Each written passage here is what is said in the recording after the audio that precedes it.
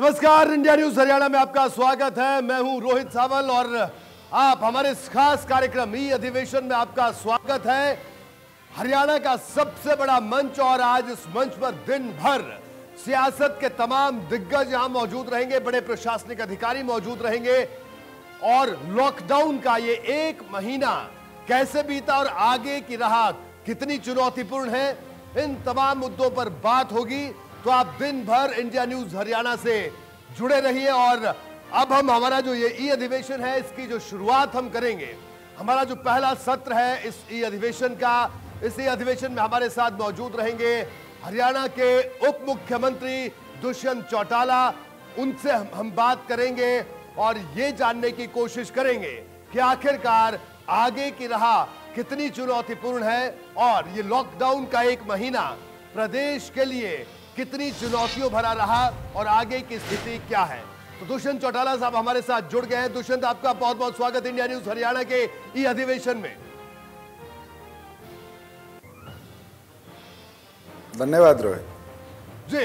तो दुष्यंत जी, अगर हम बात करें कि इस लॉकडाउन का ये एक महीना पूरा हो चुका है, एक महीने से ज्यादा अरसा हो गया, सब कुछ बदल रहा है और हमारे काम करने का तरीका बदल रहा है, आपके काम करने का तरीका बदल रहा है। आज हम ई अधिवेशन कर रहे हैं क्योंकि पहले तो हम सीधे रूबरू होते थे। तो क्या आपको लगता है कि अब जो टेक्नोलॉजी है वो और ज्यादा उसको हमें अपनी जीवन शैली का हिस्सा बनाना होगा? क्या कहना है आपका? और सरकार और प्रशासनिक स्तर पर भी इसको करना होगा।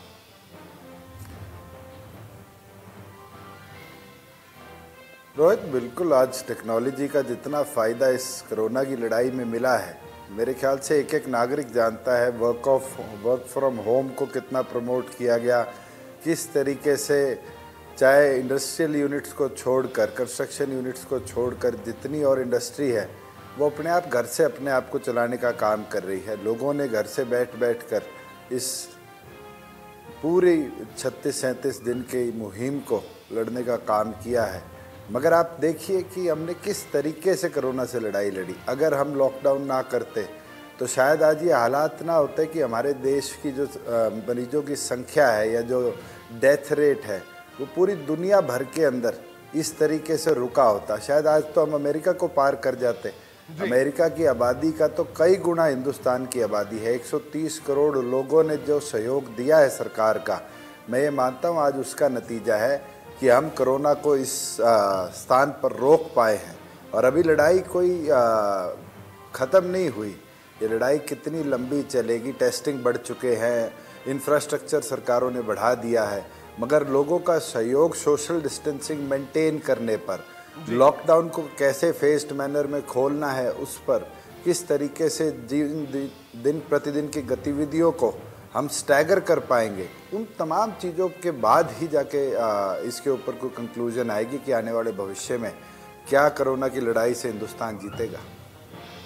बिल्कुल। अगर दुष्यंत जी अगर बात करें खास तौर पर आपके जो महकमे है, जो विभाग आपके पास है, कई महत्वपूर्ण विभाग है और ये एक लॉकडाउन का जो एक महीना बीता तो जो नुकसान अर्थव्यवस्था के लिहाज से, इकोनॉमिकल जो लॉस हमें हुआ है, तो उसकी भरपाई की रणनीति भी बन रही है।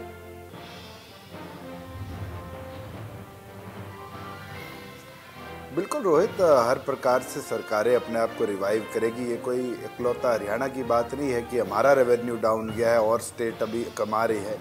आज हम जीएसटी की बात करें तो कंजम्पशन पर है, मगर जब दुकानें बंद हैं तो कंजम्पशन नहीं है, तो जीएसटी किसी स्टेट को या सेंटर को नहीं आ रहा। सिर्फ इंपोर्ट एक्सपोर्ट पर आज जीएसटी आ रहा है। आज हम बात करें एक्साइज़ की या वीएटी की, जो पेट्रोल डीजल पर लगता है, तो एक्साइज आज ज़ीरो है। वैट में बहुत ज़्यादा गिरावट आई है क्योंकि स्मॉल व्हीकल्स आज नहीं चल रहे, सिर्फ ट्रक आज चल रहे हैं। आप खुद देखिए, इंडस्ट्रियल यूनिट्स बंद है, प्रोडक्शन नहीं हो रही। इफ़ेक्ट करेगा, मगर मुझे लगता है कि अगर हम लॉकडाउन ना करते तो रेवेन्यू एक एस्पेक्ट रहता और लोगों की जान उससे बड़ा एस्पेक्ट बन जाता। आज हमने लोगों की जान बचाने का काम किया है, ये हर सरकार की प्राथमिकता थी।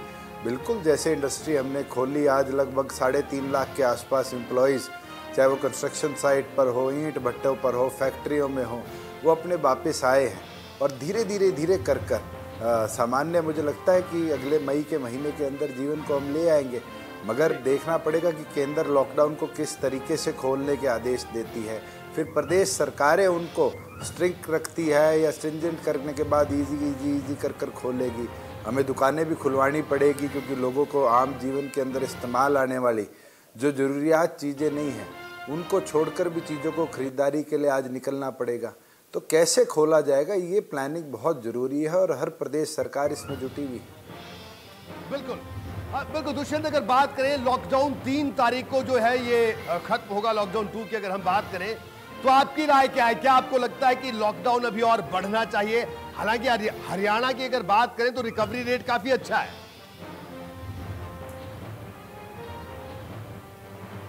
बिल्कुल रोहित, आज हमारे पास 90 से कम पेशेंट्स हैं जो पॉजिटिव अभी तक है। 300 से ज़्यादा संख्या में पॉजिटिव पेशेंट हरियाणा में आए, मगर हमने सबको, हमारे डॉक्टर्स ने बड़ी मेहनत कर कर ट्रीट कर कर घर भेजने का काम किया है। कोई ऐसा पेशेंट नहीं है जो दोबारा पॉजिटिव आया हो। मगर देश भर की अगर बात करें, अगर मैं दिल्ली की बात करूं, हमारे से लगता हुआ राज्य है। आपने खुद देखा सोनीपत में कैसे एक पुलिस कर्मचारी आया, परिवार के 4 लोगों को पॉजिटिव कर गया। झज्जर में एक व्यक्ति आया, परिवार के 3 लोगों को पॉजिटिव कर गया। इस तरीके से अगर हम अपने आप को कंट्रोल कर लेंगे, मगर दूसरे प्रदेशों से लोग आएंगे जो हमारे मूल निवासी है और कहीं ना कहीं इन्फेक्शन को बढ़ाएंगे, तो फिर इतनी मेहनत पर हम पानी फेरने का काम करते हैं। दिल्ली अपनी जगह काम कर रही है। महाराष्ट्र की आप हालात देखें तो मेरे ख्याल से देश में सबसे वर्स्ट है। पर हर स्टेट को अपनी स्ट्रैटेजी बनानी पड़ेगी। जो साथ लगती स्टेट्स है उनको अपनी स्ट्रैटेजी बनानी पड़ेगी। मुझे लगता है एक समय आएगा जब प्रधानमंत्री को भी 7-7 स्टेटों का, 8-8 स्टेटों का ग्रुप बनाना पड़ेगा कि वो अपने निर्णय लें कि हम अपने आसपास की सराउंडिंग्स को कैसे मूव करें। अब निरंतर जैसे कोटा में फंसे छात्रों की बात आ रही थी, आज हमारी बहुत हरियाणा की लेबर राजस्थान में फसल निकालने गई है, 35 दिनों से अलग अलग स्थानों पर बैठी है। मेरे पास कल महाराष्ट्र से फ़ोन आया कि उनके बच्चे कोटा में फंसे हुए हैं, मगर राजस्थान रोडवेज उन्हें बस नहीं दे सकती, महाराष्ट्र बसें नहीं भेज सकती। उनकी मदद के लिए हरियाणा से वो बसें मांग रहे थे। तो आप खुद सोचिए, दिन प्रतिदिन एक दूसरी स्टेट की मदद भी करनी पड़ेगी, मगर उस मदद के साथ साथ हमें कहीं ना कहीं अपने लोगों को सुरक्षित रखना प्राथमिकता बनानी पड़ेगी। हमें सोशल डिस्टेंसिंग का एक जो पैटर्न स्वीडन ने फॉलो किया है, उस पैटर्न को लेकर आगे बढ़ना पड़ेगा और तभी जाकर इस कोरोना की लड़ाई को हम लड़ पाएंगे। बिल्कुल, अगर जिस तरह से आपने कहा कि कुल कई प्रदेश सरकारों को मिलकर भी स्ट्रेटेजी बनानी पड़ेगी आने वाले दिनों में, लेकिन जो दिल्ली का जो बॉर्डर है उस पर तो सख्ती आपने बहुत ज्यादा कर दी है और दिल्ली सरकार भी कह रही है कि बहुत ज्यादा सख्ती आपने कह दिया कि नहीं साहब, हरियाणा से अब तो कोई सब्जी भी नहीं आएगी। सोनीपत से अगर बात करें दिल्ली की तरफ, तो क्या इतनी सख्ती की जरूरत थी है?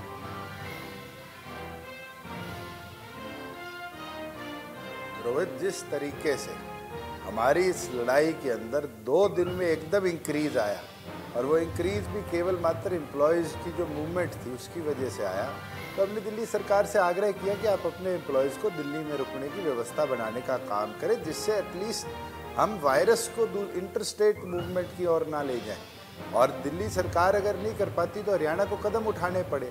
मगर बिल्कुल सब्जी वगैरह का क्योंकि एकदम बॉर्डर बंद करने पड़े थे, व्यवस्था के अंदर हमें सख्ताई बरतनी पड़ी। आने वाले दिनों के अंदर देखते हैं कि अगर दिल्ली कोऑर्डिनेट करेगी, दिल्ली व्यवस्था बनाने में, हमने तो ऑफर किया है, शालीमार बाग में PWD के फ्लैट्स हैं, उसके अंदर आप पुलिस वालों को रुकवाइए। हमने ऑफर किया है कि हरियाणा प्रदेश के आप इरिगेशन का रेस्ट हाउस है, आप उसको यूज़ करिए। आपको व्यवस्था के अंदर अगर हमारा कोई दिल्ली का इंफ्रास्ट्रक्चर यूज़ करना है एम्प्लॉयज़ को रुकवाने के लिए, उनको वहाँ रुकवाइए। मगर जो एसेंशियली मूवमेंट में एम्प्लॉयज़ घूम रहे हैं दिल्ली के अंदर, जो पॉजिटिव हो सकते हैं, अगर आप उनको ट्रांसमिट करेंगे, वो कैरियर्स बन कर हरियाणा में आएंगे, तो फिर हमारे लोगों के ऊपर रिस्क, जो यहाँ बैठे हैं जिनको अब तक हम सुरक्षित कर पाए हैं, उनके ऊपर रिस्क बढ़ता है। और अगर रिस्क बढ़ेगा तो फिर हरियाणा जो लड़ाई लड़ रहा है, जो नेगेटिव स्टेट बनने की ओर जा रहा है, कहीं ना कहीं उस हमारे प्रयास के ऊपर पानी फेरने का काम होता है। तो सरकारों को सख्तियाँ बरतनी पड़ेगी। पंजाब ने कर्फ्यू लगाया, दिल्ली ने कर्फ्यू लगाया, हिमाचल ने कर्फ्यू लगाया, हरियाणा ने तो सिर्फ लॉकडाउन किया। मगर हमने लॉकडाउन कर भी वो व्यवस्था बनाई जिससे लोगों के सहयोग में कर्फ्यू से भी ज़्यादा टाइटनेस रही। आज हमने सामान्य तौर पर रूरल एरिया में सारी मार्केट खोलने का काम किया है, हमने रूरल एरिया में इंडस्ट्री खोलने का काम किया है। इवन गुड़गांव जैसी जगह पर भी हमने स्टैगर्ड तरीके से, अगर कोई इन सेटू अपनी इंडस्ट्री में लेबर रख सकता है, इन सेटू कंस्ट्रक्शन साइट में लेबर रख सकता है, हमने उनको भी परमिट किया है। धीरे धीरे फैसले लेने पड़ेंगे। अगर जल्दबाजी में हमने फैसले ले लिए या बिना प्लानिंग से फैसले ले लिए तो शायद हरियाणा के लोग जो आज कोरोना से लड़ाई लड़कर बचे हुए बैठे हैं, हम उनकी जान को खतरे में डालेंगे। बिल्कुल दुष्यंत, एक नरेटिव चल रहा है देश भर में कि तबलीगी जमात के लोगों ने कोरोना के संक्रमण को बढ़ाया। आपका क्या कहना है?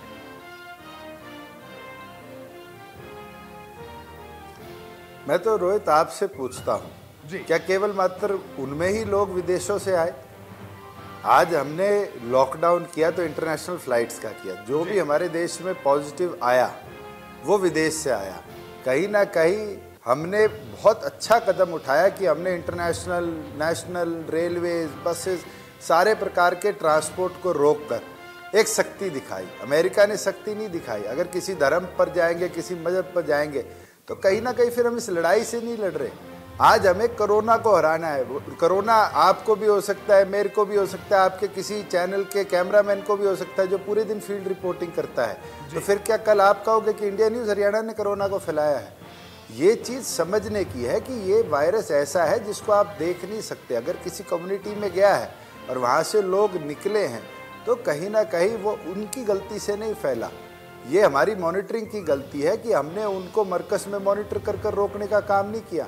अगर इनिशियल दिनों में जब आईबी की रिपोर्ट आई थी, दिल्ली सरकार, केंद्र सरकार उनको दिल्ली में ही रोक लेती, वही क्वारंटाइन कराती, वही ट्रीट कराती, तो शायद हरियाणा में फिर 123 केस ना आते इनके। तो ये मैं मानता हूँ कि आप इस नरेटिव को एक एंगल पर नहीं ले जा सकते। इसके सारे एस्पेक्ट्स आपको समझने पड़ेंगे। आज देश का नागरिक जो भी है उसको सुरक्षित रखना, उसको सुरक्षा देना।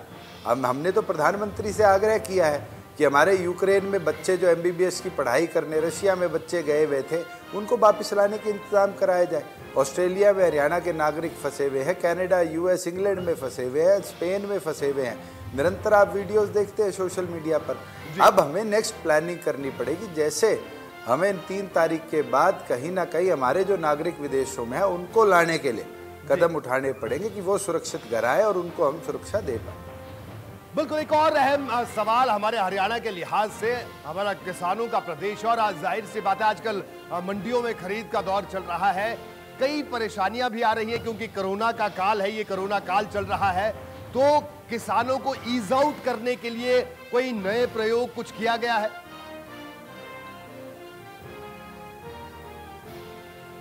रोहित, बहुत अच्छा सवाल है।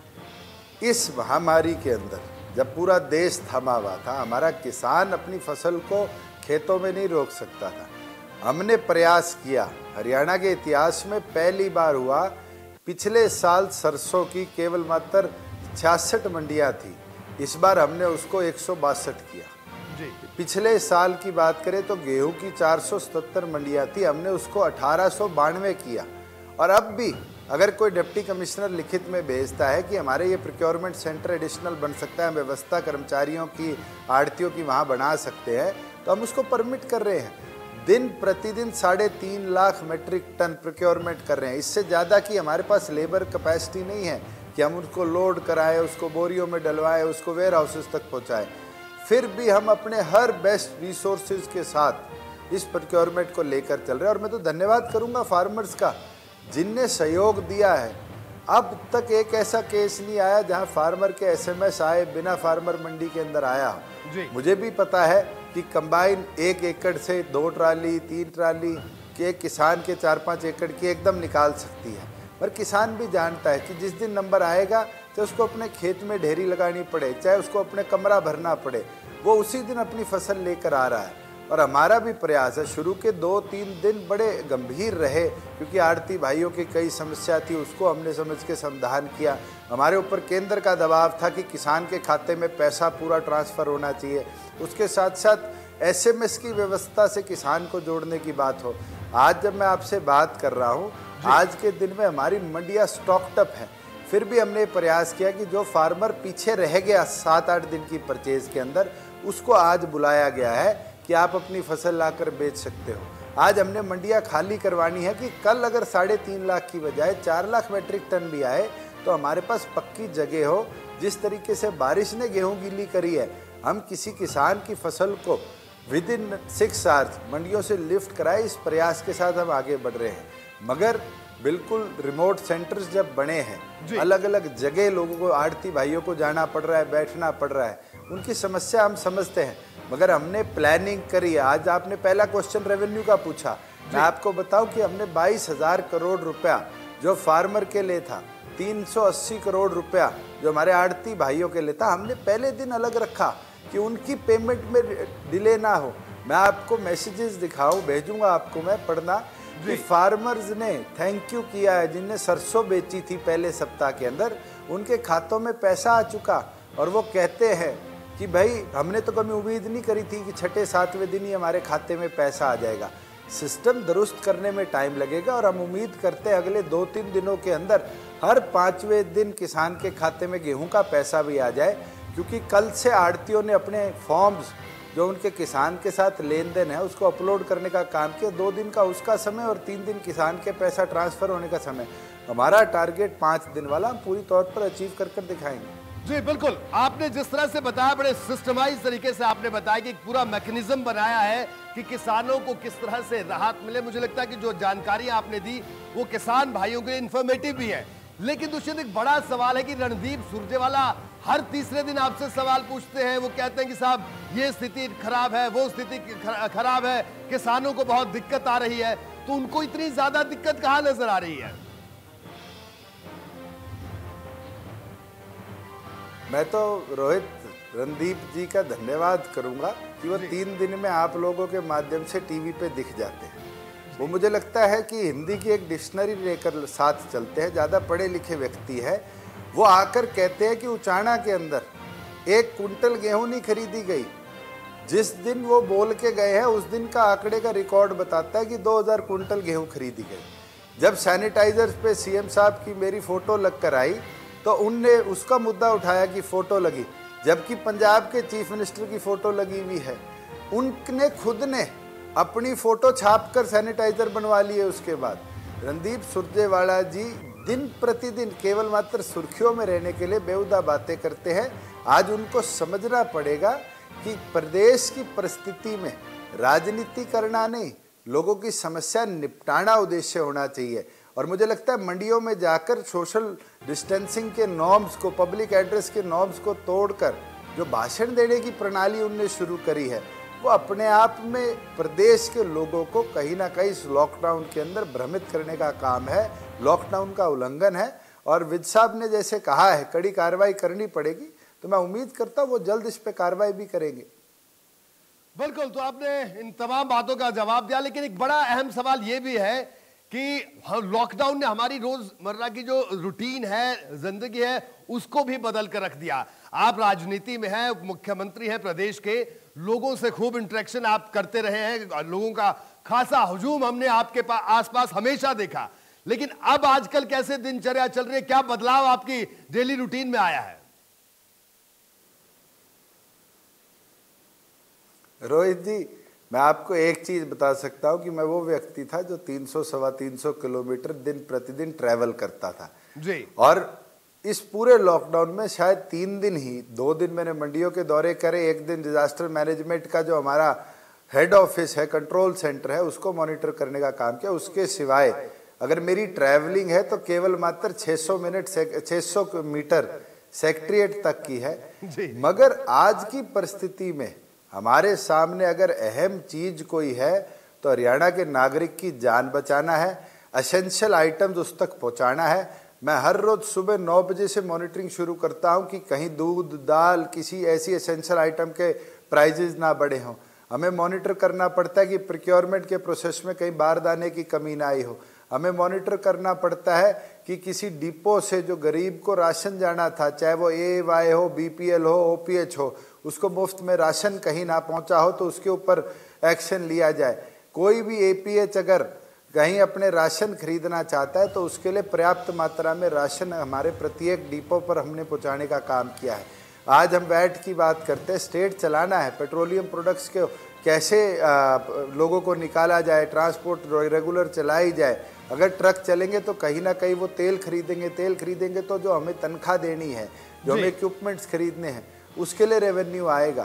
तो हर चीज़ को मॉनिटर करना पड़ता है और सुबह से लेकर रात तक कहीं ना कहीं यही कदम उठाए जाते हैं। अभी इंडस्ट्री का एक बहुत बड़ा चैलेंज हमारे सामने है कि रेड जोन को छोड़कर तमाम इंडस्ट्री कहती है हमें खोलने का काम करो। आज उसके लिए बैठक है, हमने एपेक्स ग्रुप बना रखा है, विपक्ष के लोगों के साथ मिलकर उसकी भी बैठक है। कल पीडब्ल्यूडी की बैठक दी, नितिन गडकरी जी ने ये आग्रह किया कि हाईवे प्रोजेक्ट्स चलाएं। आपको बताना चाहूँगा, हरियाणा पहला राज्य था, 20 तारीख को लॉकडाउन खुला, केंद्र के 4 प्रोजेक्ट्स हमारे पास थे, उनमें से एक रेड जोन में आता है, 3 हमने 21 तारीख को कंस्ट्रक्शन में लगा दिए कि हमारे कार्य ना रुके। इकोनॉमी में पैसा जाना जरूरी है, लोग काम करेंगे, उनके हाथ में पैसा आएगा तभी जाकर तो इकोनॉमी रिवाइव करेगी। जी बिल्कुल। तो आखिर में दुष्यंत क्या कहना चाहेंगे हरियाणा की जनता से आप संक्षेप में?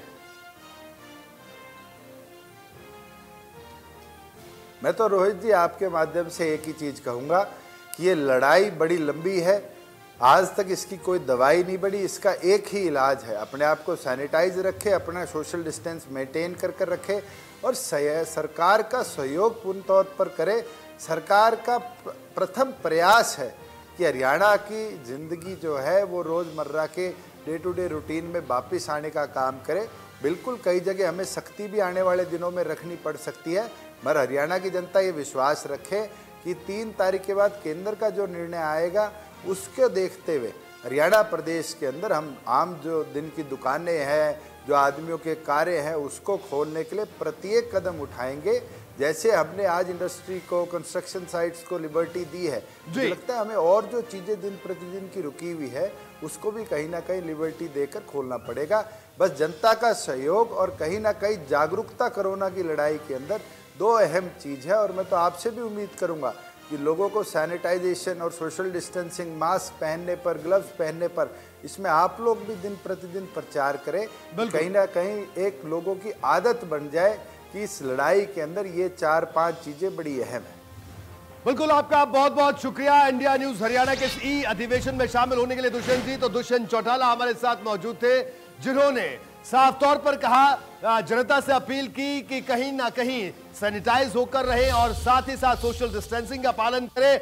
और उन्होंने विपक्ष को, खासतौर पर कांग्रेस को भी नसीहत दी कि वो संकट की घड़ी में राजनीतिक बयानबाजी ना करे। और उन्होंने ये भी कहा कि कोरोना की जो लड़ाई है ये लंबी चलने वाली है। दुष्यंत चौटाला ने जनता से अपील की है कि सोशल डिस्टेंसिंग का पालन करें और सरकार का सहयोग करें। और साथ ही साथ रणदीप सुरजेवाला की बयानबाजी पर उन्होंने साफ तौर पर कहा कि उन्हें सरकार के जो बेहतर काम है वो दिखाई नहीं देते।